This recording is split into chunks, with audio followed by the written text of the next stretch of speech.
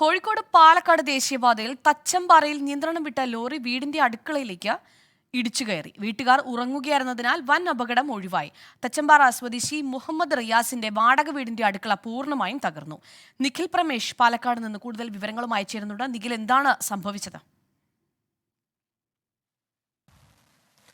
വീണ, ഇന്ന് രാവിലെ കോയമ്പത്തൂരിൽ നിന്നും കോഴിക്കോട് കുറ്റിക്കാട്ടൂരിലേക്ക് കമ്പി ലോഡുമായി കൊണ്ടുപോവുകയായിരുന്ന അരീക്കോട് സ്വദേശി ശ്രീജേഷിന്റെ ഉടമസ്ഥതയിലുള്ള ഒരു ലോറിയാണ് തച്ചമ്പാറ മുള്ളത്തുപാറയിൽ അപകടത്തിൽപ്പെട്ടത്. അപകടത്തിൽപ്പെട്ടയുടനെ ഈ ലോറി നിയന്ത്രണം വിട്ട് വീടിന്റെ അടുക്കളയിലേക്ക് ഇടിച്ചു കയറുകയായിരുന്നു. നമുക്ക് ദൃശ്യങ്ങളിൽ തന്നെ കാണാൻ കഴിയും. ആ വീടിന്റെ ഒരു ഭാഗത്തേക്ക് ഈ ലോറി അങ്ങ് കുത്തനെ ഇറങ്ങുകയും ഇതിനെ തുടർന്ന് ആ അടുക്കള ഭാഗം പൂർണ്ണമായി തകർന്നിട്ടുണ്ട്.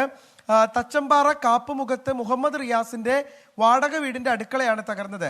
ഇത് അതിരാവിലെ ആയിരുന്നു. അതുകൊണ്ട് തന്നെ വീട്ടുകാരൊക്കെ ഉറങ്ങുകയായിരുന്നു. അതുകൊണ്ടാണ് വലിയ അപകടം ഒഴിവായത്. അല്ലെങ്കിൽ സ്വാഭാവികമായിട്ടും ഈ സമയത്ത് അടുക്കളയിലായിരുന്നതിന് വീട്ടിലെ സ്ത്രീകളൊക്കെ തന്നെ ഉണ്ടാവുക.